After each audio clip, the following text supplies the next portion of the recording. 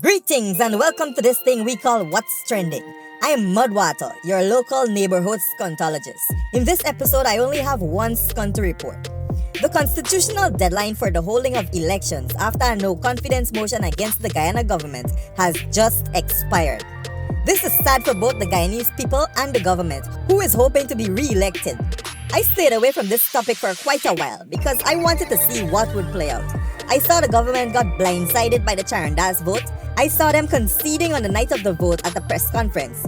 Then a Matt's lawyer planted a seed that grew into them challenging the speaker's decision to carry the motion, which the speaker refused to do, citing that the government should try the courts. I saw the government and GCOM colluding to actively delay the elections. I saw Mr. Fake Degree being nominated as presidential candidate for the opposition. And I see so much other skunt till my eye nearly fall out. But let's move on from that for a bit. Why can't Guyana move forward in peace and unity? I'm going to tell you why in one word. That word is authoritarianism. Over the past 2 decades, Guyana has seen 2 authoritarian governments. What do I mean by that? Let me explain. If you have a government that has a majority in parliament, it means that they can make the rules they play by and constantly adjust it to suit their needs. If the government has parliamentary majority, they can present a bill that says, hey, let all them opposition party eat lowly every time they come to parliament. And guess what? The opposition do not have a choice because they simply do not have the numbers to prevent the bill from being passed, and therefore will be gobbling down willy. This was the case with the PPP, and now it's the case with the APNU. You might think the solution is simple. Just elect smaller parties so you can have a diverse mix of MPs representing interests of different sections of Guyana in parliament. The AFC fooled us this one time in having us think that they are independent of the PPP and the PNC, and guess what? Promises are a comfort to a fool, my grandfather always told me. Speaking of promises, the government got into power with a bunch of promises. The most famous one is their 100-day plan. Remember that? Over 1,000 days later and they're yet to deliver on 75% of those promises. The main failure of this government for me was on the jobs they promised.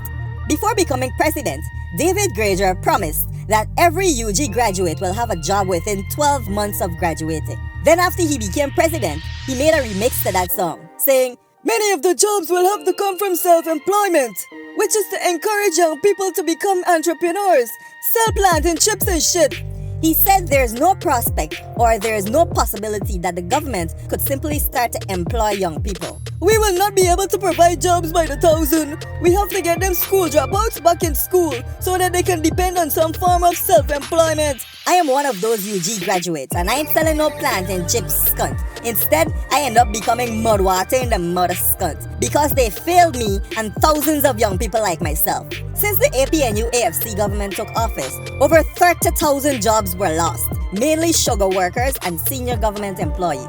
Let's move on. It's not all negative. Minimum wage increased from 39,000 to 60,000. Very good.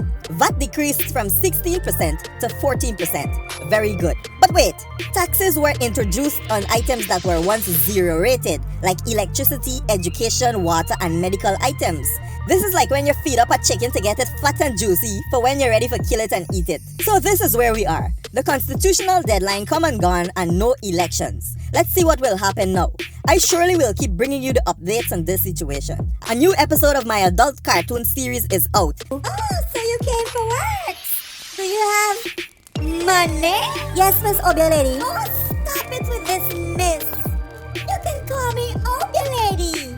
Any family of Mudwata with money is a friend of mine, little boy. Okay, you will see it popping up somewhere here along with the subscribe button to my new channel. Mudwata, boom out! Hold up.